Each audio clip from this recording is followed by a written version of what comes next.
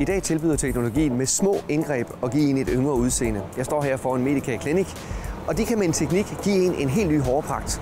Og det kunne jeg vist godt trænge til. Lad os gå op og kigge. Tina, hvad er Medica Clinic? Medica Clinic er en klinik, der har eksisteret rigtig mange år. Vi har været her i et par 20 år, og vi har altid beskæftiget os med hårtransplantation. Men vi har netop fået en helt ny maskine, som gør tingene på en anden måde, end vi plejer. Vi var de første i Danmark, der startede med noget, der hedder MicroPlus-metoden, og nu er vi de første, der har købt en maskine, der hedder en Safer-maskine, og vil lave hårtransplantation med den her helt nye teknik. I laver jo også andet end hårtransplantation? Ja, det gør vi. Derudover så laver vi Botox og Restylane, vi laver forskellige ansigtsbehandlinger, vi laver slankebehandlinger, og så har vi en del lidt mindre behandlinger. Vi laver noget, der hedder Tafi, hvor vi laver øjenbryn og eyeliner, så vi har mange forskellige behandlinger i dag. Men nu tilbage til sådan en hårtransplantation. Hvad er det, I gør fysisk med sådan en med sparsom hårvækst som mig? Jamen, det vi vil gøre ved dig i dag, det er, at vi vil lave en behandling med den nye Safer-maskine, og den går ind, og så borer den simpelthen nogle små bitte huller i nakken på dig, hvor der selvfølgelig er hår med. Og det er nogle små grafts, der er helt ned til 0,9 mm. Når vi har høstet de der mange hår i nakken på dig, så planter vi dem foran, hvor du mangler dem i tændingerne. Men kommer ikke til at mangle dem her om bagved, hvis I tager det herfra her?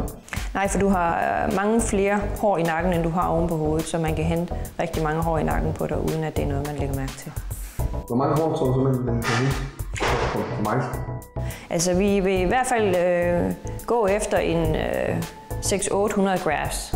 Og hvis det nu er rigtig nemt at komme afsted med, jamen, så tager vi flere. Det er sådan lidt alt efter, hvor nemt det er. Kan jo opstå noget blødning eller nogle ting, der gør, at det bliver mere besværligt. Men så mange som overhovedet muligt. Hvad skal der ske nu til? Nu vil vi gå i gang med lige at tage nogle billeder af dig inden, og så skal du have en af vores bluser på. Så skal vi have markeret, hvor vi vil sætte din hår. Så skal du over til lægen lige og have lyttet lidt på hjertet og taget blodtryk, og så vil han gå papirerne igennem med dig igen. Ja, dels har du fået noget smertestillende til senere. Det vigtigste, det er det der antibiotika, som du har fået, som du skal tage nu her, for at der ikke går betændelse i det. Fordi vi laver jo hul i huden, så der kan kravle bakterier ind. Det er sådan som den her? Ja. Og den skal jeg bare drikke og tage med den her? Ja. Yes. Og så skal jeg spise resten af den her op til dig? Ja. Så har man sådan en kur, som man tager. Og det er jo fordi, der går en periode, inden at det ligesom heler op, så der er en periode, hvor du er i øget risiko for at få betændelse. Og hvor mange dage går der så?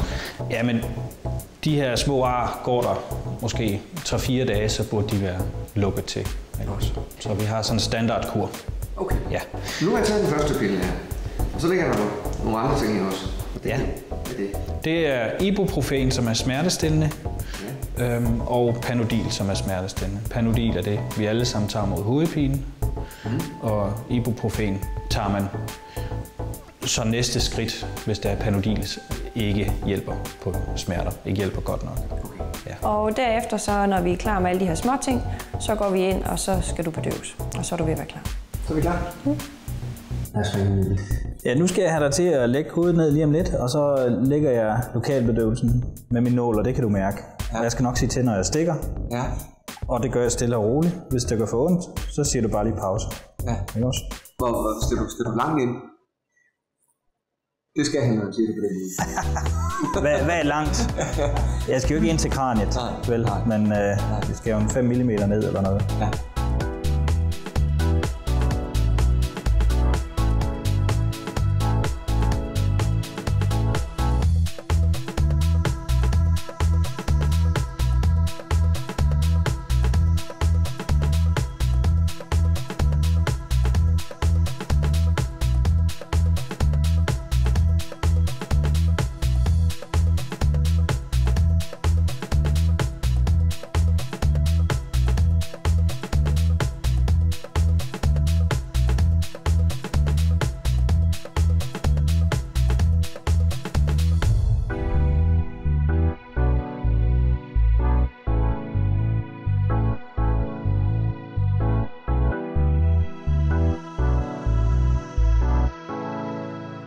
Peter, nu har jeg jo ligget med hovedet nedad adskillige timer, og I har fået en masse hår ud, tror jeg nok. Hvad er det, der skal ske nu? Det, der skal ske nu, det er, nu skal vi have bedøvet derop i panden, hvor der er hårene skal implementeres. Og det vil sige, at jeg skal stikke dig nogle gange igen. Og så bagefter, når bedøvelsen virker, så laver jeg bitte små huller. 5 mm dybe, 2 mm brede, en lille slis, og så kan selve hårsækken med hår blive plantet. Ligesom når man stikker ud til potteplanter osv. Jeg har ligget her mange timer efterhånden, men jeg har også fået fjernet en 600-700 hårsække heromme bagfra, som I nu er gået i gang med at plante omme foran. Og Tina, hvad er det, I gør? Jamen lige nu der er vi ved at plante de der hår, som vi har fjernet fra nakken på dig. Og det gør vi også ved hjælp af vores safer-maskine. Vi har sådan en lille mundstykke, der suger de små grafts op, og derefter puster dem ned i snitten. Og hvor lang tid tror I, det tager nu, det I skal i gang med nu i forhold til det? Det tager måske halvanden time eller deromkring. Okay. Og hvad er så det, kan man sige, fremadplanen? Så får jeg sat det her hår i, og så går jeg hjem, og så er der noget med, at de falder af igen, eller hvordan er det? Jamen det er hårstråene. Det er ikke selve de der grafts, som vi har sat i. For det første så får du små sår på, og de sidder der i sådan en 8-10 dage. Og så derefter så vil du se, at når sårene falder af, så falder hårstråene af sammen med sårene. Okay. Og så kommer de op igen? Så går der en 3 måneder før, at hårene de begynder at vokse. Okay. Og de hår, jeg så får op nu, de bliver der så permanent, eller hvordan? Mm-hmm. Ja, lige præcis. Fordi de bliver ved med at gro, som hvis de stadigvæk sad i nakken.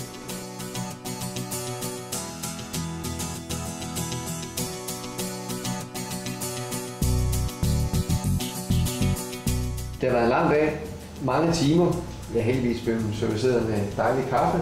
Jeg er blevet bedøvet, så jeg ikke har kunnet mærke rigtig nogle smerter. Men jeg kigger mig selv i spejlet, og jeg kan se, at det ligner lidt, jeg har fået på testen et spade i hovedet. Men Tina, det bliver fint igen, ikke? Jo, det skal nok blive godt. Nu går der jo lige en 8-10 dage, hvor du har lidt sår foran på hovedet, og de falder så af, og så er der ikke så meget at se derefter. Og det i nakken, det skal selvfølgelig også lige lukkes ordentligt sammen, og sårene skal falde af der, og så bliver du fin igen. Og hvad så nu? Kan jeg sove i nat, eller hvad? Altså nu gør det ikke ondt nu, men nu er jeg bedøvet lidt. Er jeg ikke stadigvæk det, eller hvad? Jo, du får lige en sovepille med til i nat, og til de næste 2 nætter, så skulle der ikke være nogen problem der. Og du får også noget smertestillende med, så hvis du skulle have lidt ondt. Jeg glæder mig til at se resultatet senere. Det er nu 10 dage siden, at jeg fik flyttet ørerne rigtig godt og grundigt hernede ved Medica Klinik. Og jeg er spændt på at høre, hvad Tina hun siger til det. Hej Tina. Hej Bo. Nå, jeg er jo spændt på at se, hvad du siger til mit hår. Det er jo nogle dage siden. Ja, så lad os kigge på det. Tina, jeg er jo ikke ekspert i det her, og du er vant til at lave sådan nogle håroperationer her. Så hvis du nu kigger på mig, hvordan står det så til? Det ser meget fornuftigt ud. Du har stadigvæk nogle små hår, der sidder. Hos langt de fleste, der falder de faktisk af inden for de første 10 dage. Men du har stadigvæk nogle tilbage, så det ser fint ud. Du er så godt nok en lille smule rød i huden, både her foran, men også bagved. Og der kan godt gå et stykke tid, inden det er helt væk. Og hvad er grunden til, at jeg er rød? Det er selvfølgelig, fordi jeg har jo myret rundt i mit hoved. Hvor lang tid skal jeg regne med, at jeg bliver ved med at være rød? Ja, men der kan i hvert fald godt gå nogle uger. Og sådan lige helt at sige præcis, hvornår det bliver, det kan jeg ikke. Det kommer lidt an på hudtype. Hvad er så grunden til, at jeg så har nogle hår, som faktisk bliver der, og nogen falder af og så videre? Hvad er det, der sker? Det er meget forskelligt fra person til person. Men vi kan bare se, at hos langt de fleste, der falder de altså af. Hvad med heromme bag? Fordi der synes jeg jo, at jeg er lidt rød heromme bag. Det ligner faktisk, at jeg har sådan lidt psoriasis eller hvad. Ja, jamen, det har du ikke. Men ja, du er rød bagved også, og det er lidt ligesom foran, at det fortager sig efterhånden. Men hos nogen, de har bare tendens til at blive røde i huden, og andre, de bliver det ikke. Altså, jeg var jo bange for, at jeg slet ikke at de fik flyttet så meget hår, at der ikke ville komme hår igen, da jeg så alle de her røde mærker, der blev lavet om. Ja. Men nu kan jeg mærke, at der er kommet masser af hår. Ja. Der går cirka 9 til 12 måneder, Og det bliver kun pænere og pænere med tiden. Det skal nok blive tæt? Ja. Okay. Jeg glæder mig rigtig meget om 3 måneder, og ikke mindst 9 måneder, måske til et år, se hvordan det her det tager sig til.